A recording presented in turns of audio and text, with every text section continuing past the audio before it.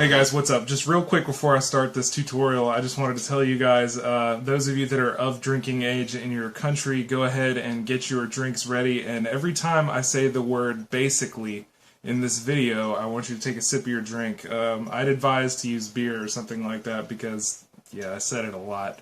I'm sorry in advance for that, and yeah, flame on. So, let's get this started. Hey guys, what's up? Today is kind of an odd tutorial of sorts. Basically, we're going to build a fully automated news website. I built this website and I planned on making something that didn't suck. Basically, I got tired of Reddit, I got tired of Hacker News, and Slashdot is all but dead.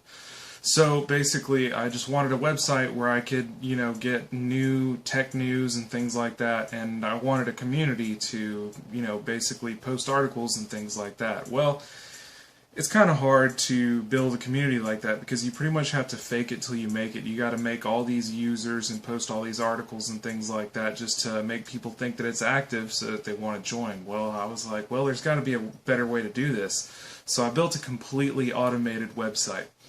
Basically, it's using several things. It's using Ajax, jQuery, HTML5, CSS3, Yahoo Pipes, Twitter, Facebook, all kinds of things. And basically, this is what it does. It scrapes I think 100 different, or basically an unlimited number of websites for new tech articles. And it passes through Yahoo Pipes, and then from Yahoo Pipes, it gets output onto my website using the jQuery and HTML5. Well, from there, I use another program that takes the entire website, gets the RSS feed of my website, and then it posts the top 3 articles every 30 minutes to Twitter. So already there's a decent amount of traffic going to it. And what I also did was I made mobile apps for BlackBerry, Android, HP, WebOS, BlackBerry, and Nokia, Symbian, or whatever you want to call it. So I'm going to walk through real quick how you can set up your own. It only probably took me about 20 hours of sitting in front of the computer, but now that the work is done, you can pretty much set up your own .com, fully automated and everything, getting those monetized ad views in, I don't know, like an hour, 2 hours, something like that, and I put all the source code up on GitHub for you guys. So this is what we're going to do. I'm going to jump in the screencast real quick, give you a quick overview of what it's like, and yeah, I hope you set up an awesome website next. So let me fire up my screencaster real quick, record my desktop. Alright, and we're recording. So basically, here's the website that I made. It's called newsbeard.com. It's kind of a play on words of the word neckbeard.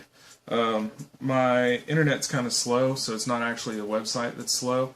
It's fully responsive, meaning it resizes and everything just perfectly. If it wants to be a mobile app, let me close this one. Alright, so you can resize it all you want. You can make it roughly like a phone interface. I believe the phone is about this size. You can mouse over the articles. Whenever you click an article, it brings up that article for you to read. So here's that article, for example, and yeah. So basically, what this is it's this code right here on GitHub. You can find it on my GitHub. I'm going to put a link to this in the description. It's very simple. The index.html is very simple. There's a Google font embed code. This basically controls my fonts, so I have the same font regardless of what you have on your computer. There's these meta tags here so that it can be indexed by Google more easily. Then there's the jQuery code right there, which basically tells it that it wants to use the hosted jQuery from Google. Here's the style sheet right here, which basically controls how it looks. This is the JSON URL for the pipes feed that I built. And this is the top banner of it, which is like this right here and this right here. Oh, this little recycle button, whenever you click it on, it brings you to a version of the page that refreshes every 3 minutes. I don't know if that's going to get me in trouble with AdSense, but we'll worry about that later. So the div container right here for the article list, then we have the loading message that tells you Newsbeard is loading, and then we have this is the brain of the whole operation. This pulls the code from the Yahoo Pipes. I'm going to go through what Yahoo Pipes is in a second. This is the Google Analytics code right here. This is the footer bar. Here is my advertisement right here, and that's pretty much everything. Okay, so I believe there's one more file. It's the CSS style sheet, which basically tells it how you want it to look. If you have any question about this, I did a HTML5 and CSS3 masterclass, so you can go ahead and check that out. It's on the channel also. This basically just tells it what it wants everything to look like. So now we look at Yahoo Pipes. This is what Yahoo Pipes is. I've got it looks like a visual programming language. Like those of you that have used stuff like Max MSP or Reactor are kind of familiar with the way that you can just disconnect things and connect them. It's kind of like Legos, basically. So you have all these objects right here on the left. You drag these objects out here, and then you connect it to different things. Well, what I did was I put these fetch feed boxes, and then I filled them up full of these tech news website feeds and stuff like that that I read anyway.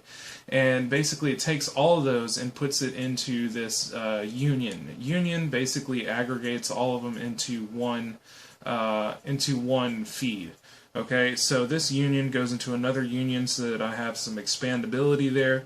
Then it's going into sort, and it's telling it to use item.pubDate, which is basically take the date at which the item was published and then list it in descending order. That way there's always the newest articles right here. Like, so if I refresh the page, there's going to be like 2 or 3 new articles right there. So if any of those sites published a new article, it's going to be right there.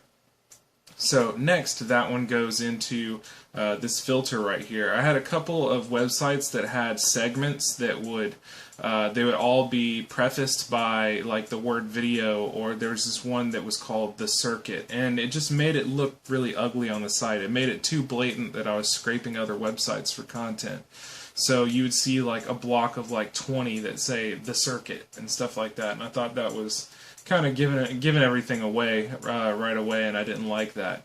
So from the filter, it goes to unique, which means to filter out all the duplicates, only keep the unique ones, and it searches the title for that. But you can tell it to filter out different articles or descriptions or whatever, and then from there it's going to do another sort just in case this one missed anything, and then from there it does the output.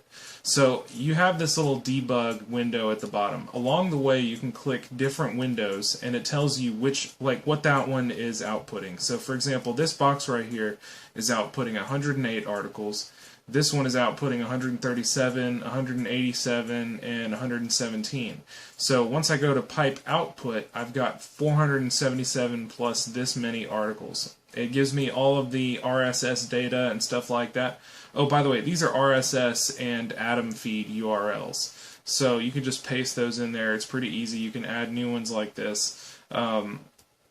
But anyway, I'm getting a little bit ahead of myself. So you click Save. Once you click Save, you can view your pipes. I've saved this one and I've made it public so that you can use this same one, or you can clone it. So I'm going to go to back to my pipes. I'm going to click multi-RSS, which is what I named it, and it's going to run the pipe real quick. You can see this little animation right here. I'm going to boost the size of the page.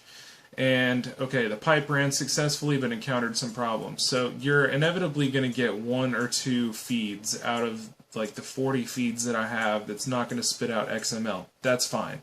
So you click Get as JSON.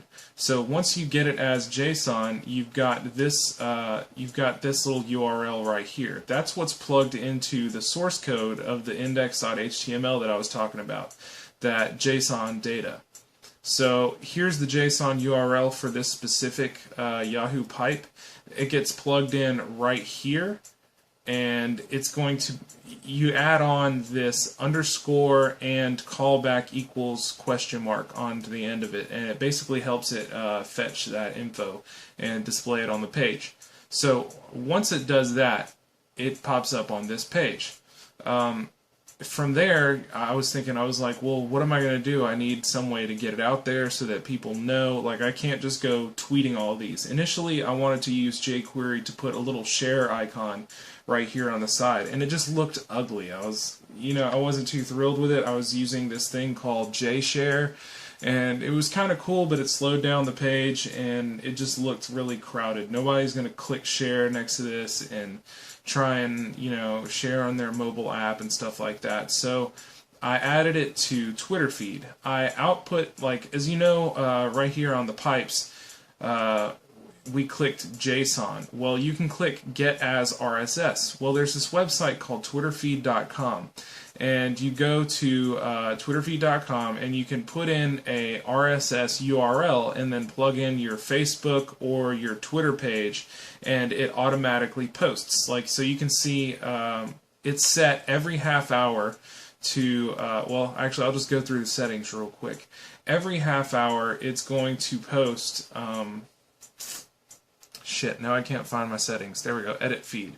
Alright, so you put in the RSS feed right there. You give it a name. You click advanced settings.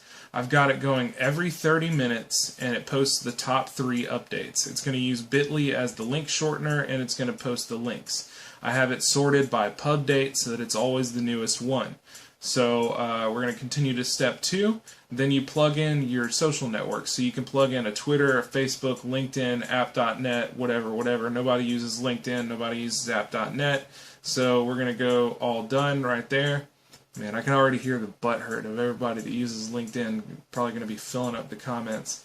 Alright, so we're going to go to the dashboard. We're done with this. So what good is a website if you can't browse it mobile? Well, since it's fully HTML5 and CSS3, everything already looks good on mobile. Well, I wanted to take it a step further, so I went to build.phonegap.com, and I used this program. It's like PhoneGap. I used to use it with Eclipse to make my own mobile apps in Dreamweaver.